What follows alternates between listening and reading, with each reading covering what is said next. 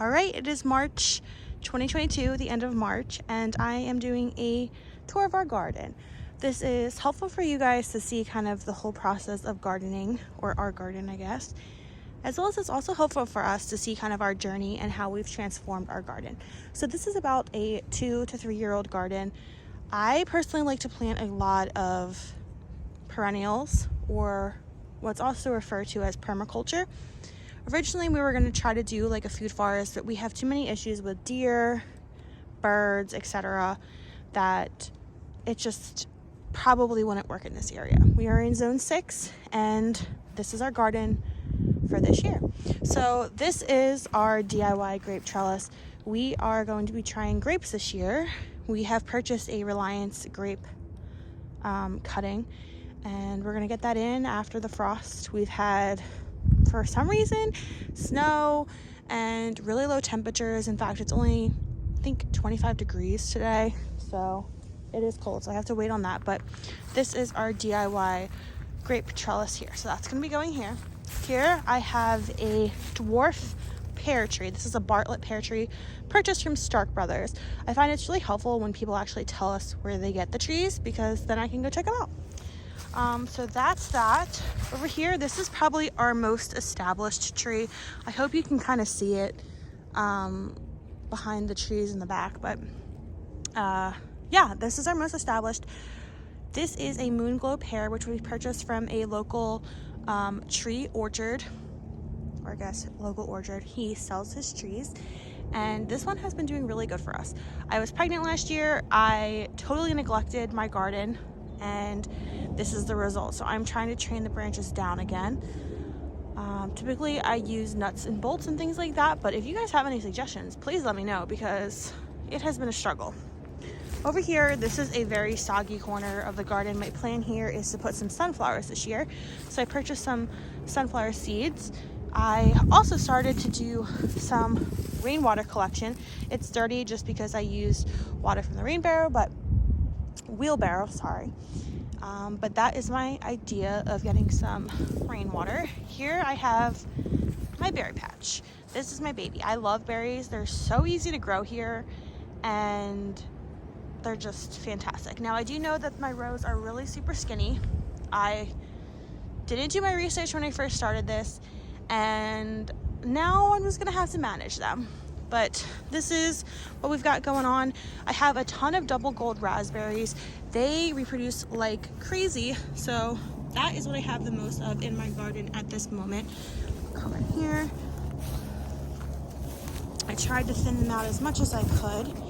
We have my 2 blueberries here. I used to have 3, 1 died, so we're hoping for the best here. Blueberries haven't been too good for me, but I think it's because my soil is super basic.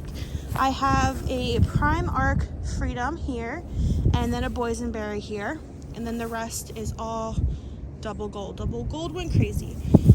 Here I also have a Prime Arc Freedom. Looks like it did okay with the frost last night. Yeah, looking okay. So I'm gonna open this up, let this get a little bit of sunlight, and then tonight I'm gonna have to put that back on because it's gonna be freezing again. So that's our little berry area, and we do have some deer netting, just mainly for the birds, but also the deer are incredibly terrible for us. They actually destroyed our crop last year. So this is a new feature here. This is some weed barrier taping, oh my god.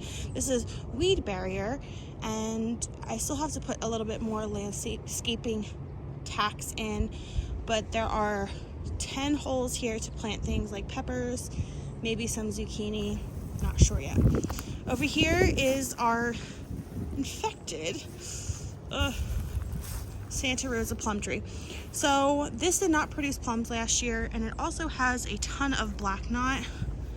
Not sure if you are able to see that, but yeah, unfortunately it has black knot. We're gonna see how it does. If not, I'm just gonna completely cut it out and start from scratch.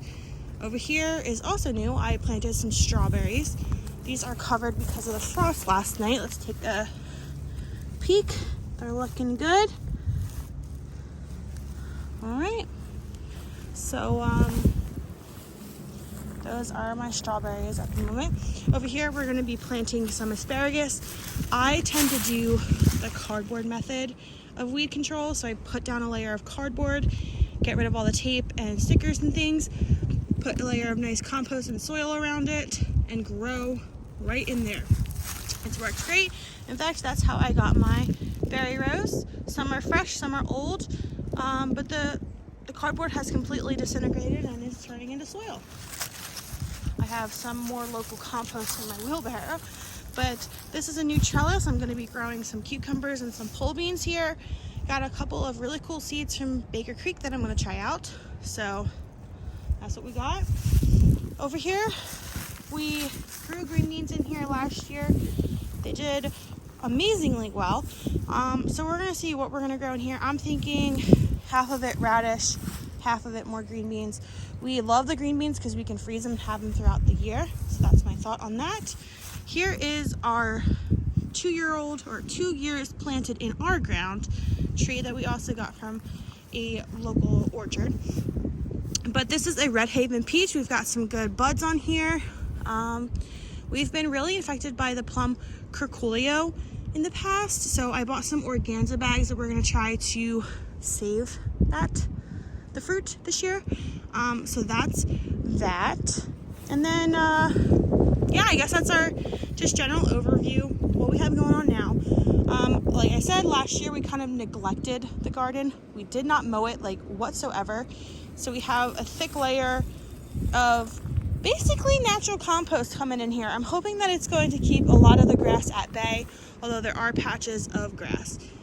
So we're gonna have to deal with that. But we have big plans for this garden, and I hope you enjoy this journey as I share our changes and how this transforms in the near future.